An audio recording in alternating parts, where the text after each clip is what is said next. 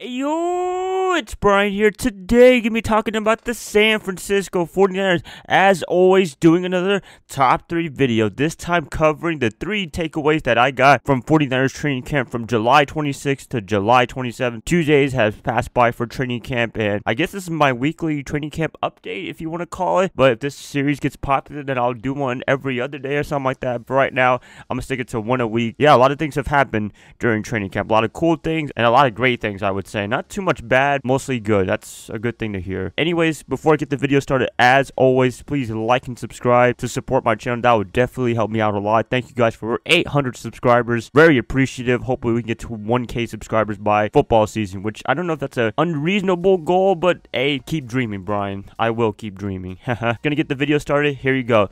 Top 3 takeaways that I got from training camp from July 26th to 27th. One quick little note, I was not able to watch any of the training camp sessions, but I do read a lot of articles about the whole session, and it's pretty much consistent, so I'll have links in the description below for all the takeaways for camp. For the most part, these are pretty consistent, and these are what I'm going to be using for the takeaways, and they're a pretty good source, I would say. Coming in at number 3 is the defense. Now, I'm going to be mentioning 2 things in particular that really stood out to me based on training camp. Is DeForest Buckner and the linebacking core. Buckner, as we all know, he's a freaking beast. He is really excelling in his training camp so far, and I hope he can keep it up. This might be a catalyst for him to break out in 2018, which I do see for him. For the past couple of years, he has been on the verge of breaking out. I think this year is going to be the year he really does it. Linebacking core, middle linebacker in particular.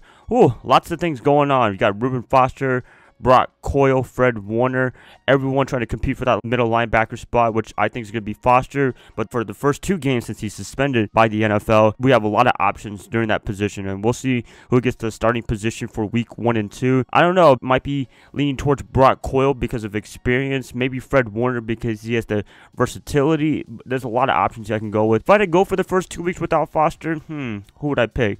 For right now, I'd probably pick Coyle just for a little bit. I would love to see what he can do, but I'd love to put in Fred Warner as well. For right now, if I had to pick a week 1 starter, if I'm Robert Saleh, I would pick Coyle as the man. Buckner, middle linebacker position, very loaded. I'm very excited to see what this defense can do. From all accounts, they're getting a lot better than they were in 2017, which is a good thing. That's what we should be doing, is trending upwards. Coming in at number 2, I have Garoppolo and Goodwin. Garoppolo on his first day, he kind of struggled just a little bit. The defense was kind of getting to him.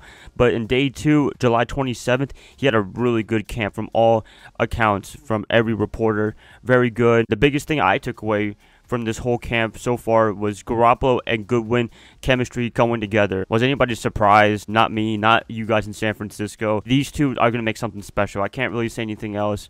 I've been stretching this out for the past offseason now, for this duo between G and G is what people are calling them now. Pretty interesting. I believe these two are going to be fantastic, and the 5 games that we've seen them together last season was just a little snippet, a little preview on what we're going to see in 2018. They're going to keep it up in my opinion. Couldn't really say anything else. I believe Marquise Goodwin should be the number 1 receiver, although people are saying Garcon is the number 1 receiver, but I put Goodwin as the number 1 receiver, to be honest with you, because 1, Garcon was injured. He didn't have time to play with Garoppolo at all. They're kind of getting their chemistry together, which is proven right now because Garcon is struggling just a little bit coming back from an injury, but Goodwin, he is flourishing perfectly under Garoppolo's. Those 2 combo, G and G, I'm ready to see in 2018, and they're looking good so far in training camp. Coming in number 1 as my biggest takeaway for this training camp session so far this week is Jarrett McKinnon. Now, that's not a big surprise. Jet McKinnon, whatever you guys want to call him. I'm not the biggest fan of nicknames, but hey, it's there. It's there. He is having a really good training camp so far, and he's going to be probably one of the most important pieces on this offense now. Last year, they had an okay running game. Carlos Hyde, he was not that bad, but the thing with him was that he was injured, I guess. That was the biggest thing that Hyde couldn't stay away from, was the injury bug, and I hope McKinnon can do a really good job on taking care of his body. He's not the biggest dude out there. He's only 5'9" or something like that. He's not that tall. He's only like 203 pounds, but according to Lynch, he plays like a big man, which is freaking awesome, but that could be dangerous as well, assuming that he stays healthy for the whole season.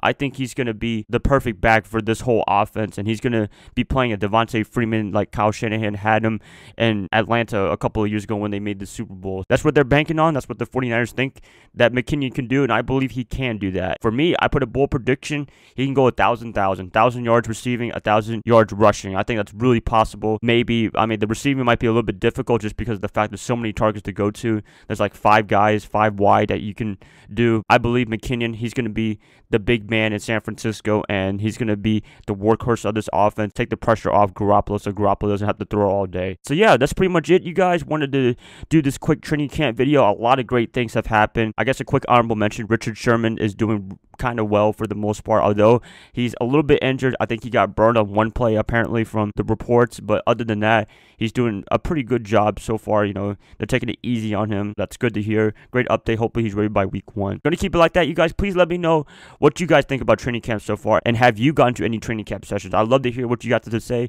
and I'd love to hear if you guys been there. What's the experience so far? That'd be fantastic. I wish I could go, but unfortunately I do not live in Santa Clara. That's it, guys. Please like and subscribe, do whatever you want with this, and I'll be catching you guys up another time. So I hope you guys have a nice day, nice weekend finally, and I'll see you guys another time.